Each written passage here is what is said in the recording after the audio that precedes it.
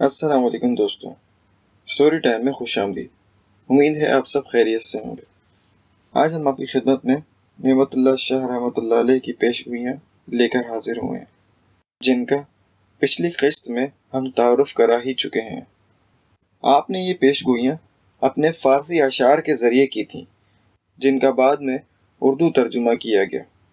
آپ کے مطابق قدیم قصے کو نظر انداز کر کے ہندوستان کی آنے والی ان آفتوں کو بیان کرتا ہوں جو آئندہ زمانے میں پیش آئیں گی۔ نمبر 1، صاحب قرم دوم اور تمام بادشاہان نسل گورگانی بادشاہی کریں گے، یعنی مغلوب کر دینے والی بادشاہی کریں گے جو ظالمانہ ہوگی۔ عیش و نشاط ان کے دلوں میں گھر بنا لے گا اور یک لخت اپنی ترکانہ طرز کو ترک کر دیں گے۔ نمبر 2، ان سے حکومت چھوٹ کر غیروں کی یعنی انگریزوں کی مہمان ہو جائے گی اور اغیار یعنی انگریز اپنی حکمرانی کا سکہ چلائیں گے۔ اس کے بعد روس اور جاپان میں لڑائی ہوگی، جس میں جاپان کو روس پر فتح حاصل ہوگی۔ لڑائی ختم کر کے اپنی اپنی سرحدیں قائم کر لی جائیں گی۔ صلح ہوگی، مگر یہ صلح منافقانہ ہوگی۔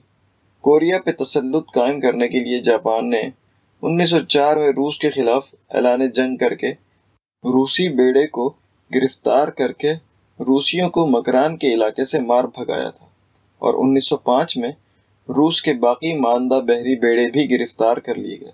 اسی لیے روس کو مجبوراً جاپان سے صلح کر کے سرحدیں جدا کرنی پڑیں۔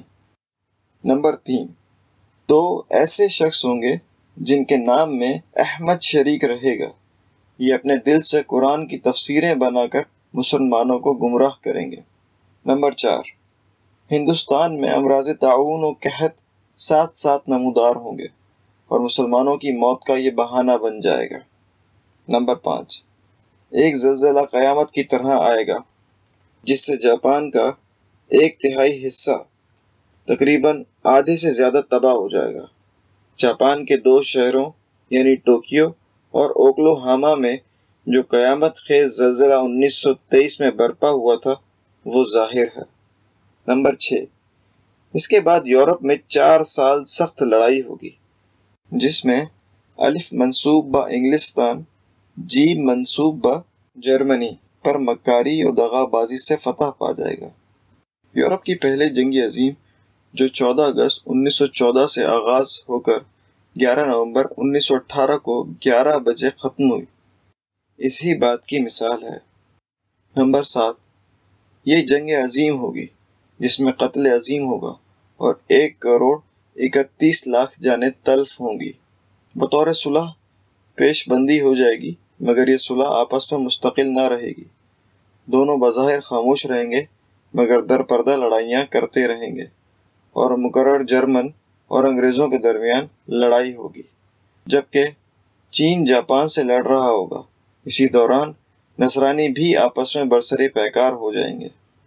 نمبر 8، جنگ اول کے 21 سال بعد یہ دوسری جنگ شروع ہوگی، جو اپنی جارحانہ نوعیت میں جنگ اول سے زیادہ تر مہلک ہوگی۔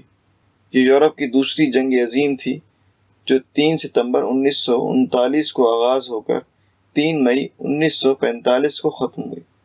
ہندوستانی اس جنگ میں مدد دیں گے مگر اس سے بے خبر رہیں گے کہ آگے چل کر ان کی یہ مدد بالکل رائیگاں جائے گی۔ نمبر 9، بجلیوں کو ٹاپ دینے والے آلات اور حشر برپا کرنے والے ہتھیار اس زمانے کے اہل سائنس تیار کریں گے۔ نمبر 10، اگر تم مشرق میں ہوگے تو مغرب کی بات چیت سنو گے، نغمے اور مترنم آوازیں ہاتفانہ طریق سے غیب سے سنائی دیں گی۔ یہاں مدرجہ بالا دونوں اشعار میں یورپی ایجادات کی طرف اشارہ کیا گیا ہے، مثلا ریڈیو، ٹیلی فون، ٹی وی وغیرہ۔ نمبر 11، ایک الف منصوب با امریکہ اور دیگر با انگلستان، نیز روس، چین باہم شہد کی طرح میٹھے ہو کر الف منصوب اٹلی، جیم منصوب با جرمنی اور جیم منصوب ثانی با جاپان پر بجلی کی طرح تلوار چلائیں گے اور غضب کے پہاڑ لڑکھڑائیں گے، اور حتیٰ کہ ان پر کمینہ پن اور بہیمانہ فتح پائیں گے۔ یہ جنگ پوری روئے زمین پر 6 سال تک لڑی جائے گی اور ہر جگہ انسانوں کی موت کا ایک بہانہ بن جائے گی۔ نمبر 12، موجودہ انگریز ہندوستان کی حکمرانی چھوڑ دیں گے، مگر اپنی کینہ برائیوں کا تخم ہمیشہ کے لیے بو جائیں گے، جیسا کہ 47 اور 48 میں ہوا۔ نمبر 13، ہندوستان کی تقسیم 2 حصوں میں ہو جائے گی، مگر مکر و بہانے سے باہم رنج و آشوب پیدا ہو جائیں گے، جیسے 6 جون کو اعلان ہوا اور ہندوستان 2 حکومتیں قرار دیے جانے کے بعد پاکستان اور ہندوستان میں تقسیم ہو گیا۔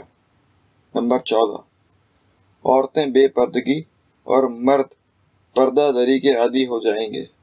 عورتیں بظاہر معصوم بنی رہیں گی، مگر در پردہ خوب عفت فروش ہوں گی۔ نمبر 15، کمینے مرد جن کی ظاہری وضع و قطع بالکل زاہدانہ ہوگی، در پردہ وہ دختر فروشی کا بدترین پیشہ انجام دیں گے۔ نماز، روزہ، حج، زکوٰۃ اور فطرانہ کا شوق مسلمانوں میں بالکل کم اور بار خاطر بن جائے گا۔ اپنا خون جگر پیتے ہوئے اور رنج کھاتے ہوئے کہتا ہوں کہ خدا کے لیے اس عیسائی طرز کو ترک کر دے۔ نمبر 16، سکھوں کے ہاتھوں سے مسلمان مارے جائیں گے اور تباہ و پریشان ہوں گے، ان نیزہ بندوں کے ہاتھوں سے جو ہندوؤں کی ایک قوم ہوگی۔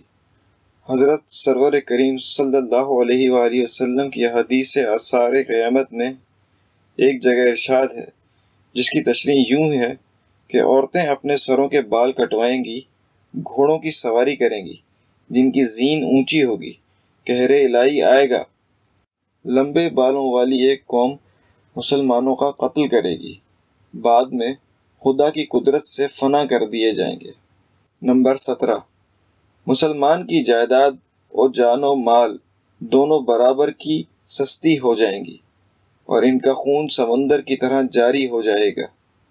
نمبر 18، پنجاب کے قلب سے دوزخی خارج ہوں گے اور ان کی جائیدادوں پر مسلمان قبضہ کر لیں گے۔ نمبر 19، اس کے برعکس مسلمانوں کے شہر میں یہ واقعہ رونما ہوگا کہ ہندو شہر پر زبردستی قبضہ کر لیں گے۔ نمبر 20، ایسے مسلم رہبر بھی ہوں گے جو در پردہ مسلمانوں کے دشمنوں کے دوست ہوں گے اور اپنے فاجرانہ عہد و پیما کے مطابق ان کی مدد کریں گے۔ نمبر 21، ایک کینہ پرور بنیا جس کا 6 حرفی نام گاف سے شروع ہوگا، یعنی گاندھی، خدا کے فضل سے اس کا دل مسلمان ہو جائے گا۔ اسی لیے مسٹر گاندھی نے ہندوستان کے ارباب اختیار کو حضرت ابو بکر رضی اللہ تعالیٰ عنہ اور حضرت عمر رضی اللہ تعالیٰ عنہ کے اسوہ پر چلنے کی تاکید کی تھی۔ نمبر 22، پھر ماہ محرم میں مسلمانوں کے ہاتھ میں تلوار آ جائے گی۔ اس وقت مسلمان جارحانہ اقدام شروع کر دیں گے۔ اس کے بعد پورے ملک ہندوستان میں شورش برپا ہوگی۔ اس وقت مسلمان جہاد کا مصمم ارادہ کرے گا۔ نمبر 23، ساتھ ہی ساتھ اللہ کا ایک حبیب جو اللہ کی طرف سے صاحب قرآن کا درجہ رکھے گا، اللہ کی مدد سے اپنی تلوار نیام سے نکال کر اقدام کرے گا۔ نمبر 24، سرحد کے بہادر غازیوں سے زمین مرقد کی طرح ہلنے لگے گی، جو اپنے مقصد میں کامیابی کے لیے پروانہ وار آئیں گے۔ یہ چیونٹیوں مکوڑوں کی طرح راتوں رات غلبہ کریں گے، اور حق بات یہ ہے کہ قوم اخوان برابر فتح یاب ہو جائے گی۔ نمبر 25، افغانی اور دکنی اور ایرانی مل کر ہندوستان مردانہ وار فتح کر لیں گے۔ دین اسلام کے تمام بدخواہ مارے جائیں گے اور اللہ تبارک و تعالی اپنا لطف نازل فرمائے گا۔ نمبر 26، خدا کے فضل و کرم سے مسلمان قوم خوش ہو جائے گی اور پورا ہندوستان ہندوانہ رسوم سے پاک ہو جائے گا۔ نمبر 27، ہندوستان کی طرح یورپ کی قسمت خراب ہو جائے گی اور تیسری جنگ عظیم پھر چھڑ جائے گی۔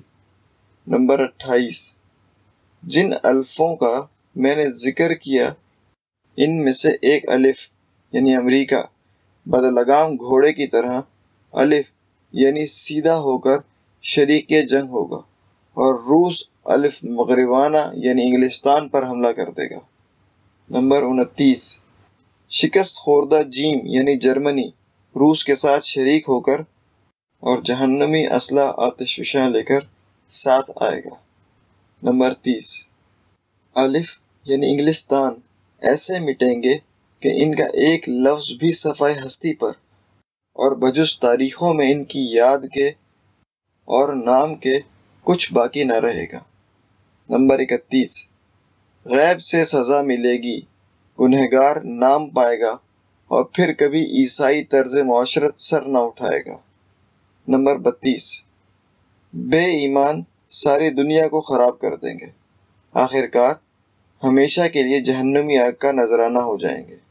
ये वो राज बस्ता है जो मैंने कहा है और मोतियों की तरह पिरो दिया।